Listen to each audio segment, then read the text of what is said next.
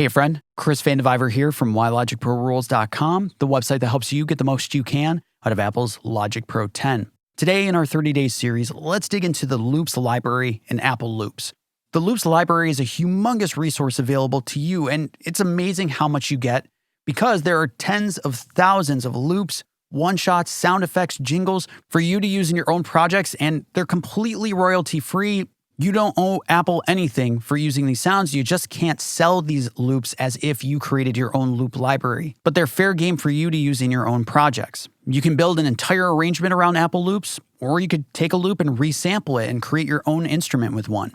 And Apple Loops will transpose in terms of tempo and key to match your project. Let's dig in. So the Loops library is accessible either key command O or using the button right up here that looks like a loop. And we have a variety of ways of identifying what kind of loop we're looking for our project.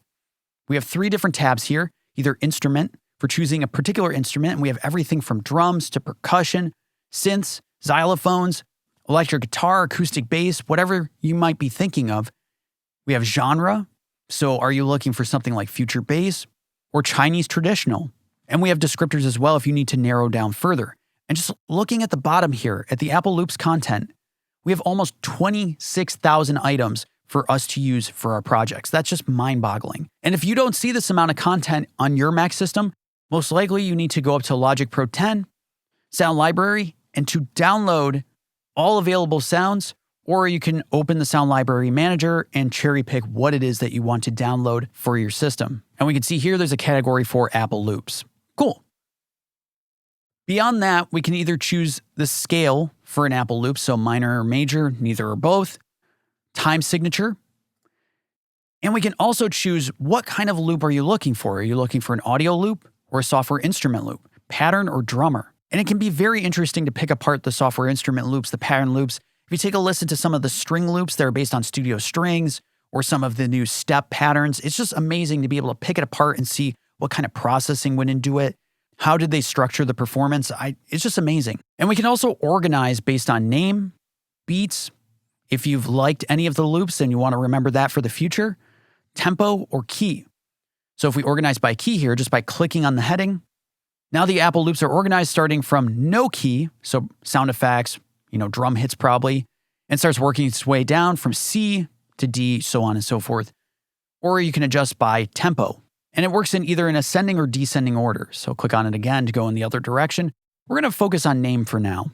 And you can test drive an Apple Loop before you drag it into your project alongside your project as it plays. So I'm going to navigate to instrument here. I'm going to select a synth. Under genre, we're going to pick indie. And we have a nice smattering of different loops to choose from. If you go to the gear here, you can choose either to play in the song key, which in this case says C major, but I know that it's actually in G. Or you can play an original key, so we'll stick with that. We can also choose between specific keys, so we could say G. And now let's play our project and we'll start clicking on the different Apple Loops. It's going to conform to this 170 BPM, and I've also specified a key of G, so check it out.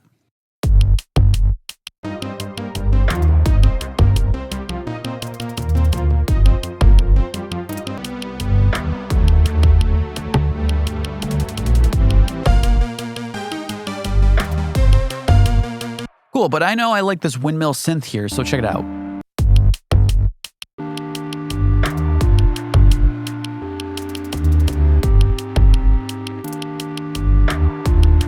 Wonderful. We found our loop. We can drag it right in, plunk it right down in the project. And like I said, this can conform in terms of tempo. So I'm going to reduce the tempo of this project to about 100, and we'll hear it played as if there was no problem.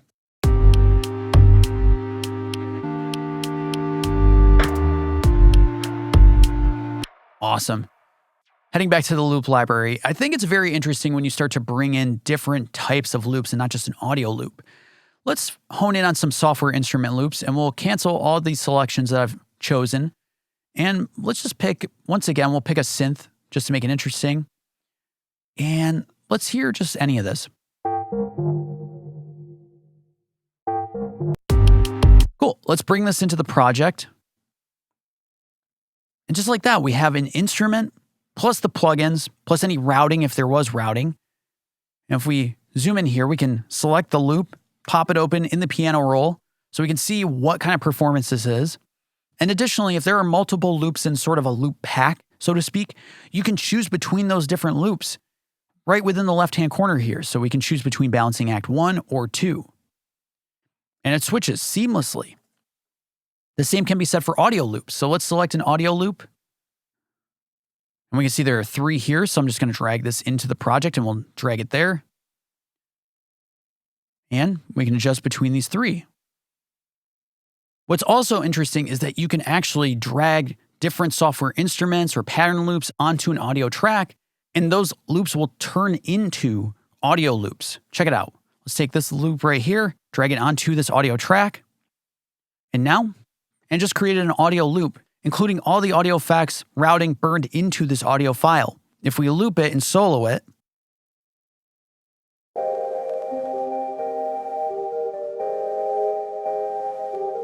and we know it's the Rising Up Synth Pad 01.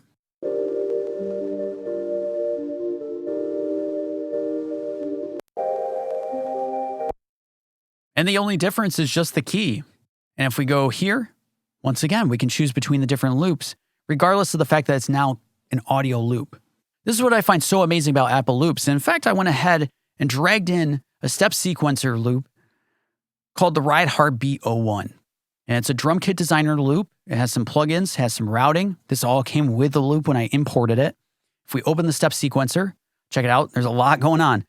But just listen. Though this all looks very producer beat makery, take a listen.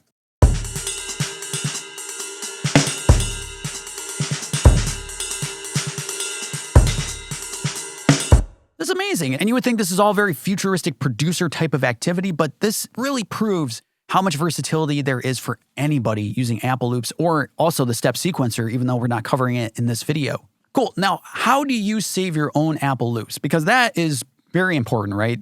The ability to save your own loops so you can recall them at any given moment. Well, it's actually incredibly easy.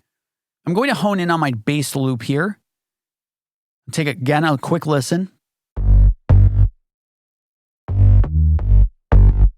Now we could go to File, go down to Export, region cell to Loop Library, but instead let's go with a much faster option here. Let's just open the Loop Library, drag this region right into it, drag and drop. Boom, now we have a dialog for specifying all the different details of this loop. I'm going to keep the name Astrofunk, and I'm going to name it under bass. We'll call this synth bass. And we can choose the scale, so major or minor if we want, or we can just say neither. I'll say neither for now. Genre, I don't know, I'll call this bass house. Key, I know it's in G. Tempo is already included in the metadata because the tempo of the project, and we can give this further descriptors as well. So we'll just pick dark. And I'll append CV at the beginning of this, just so we know what it is. And we can also choose between a loop or one shot.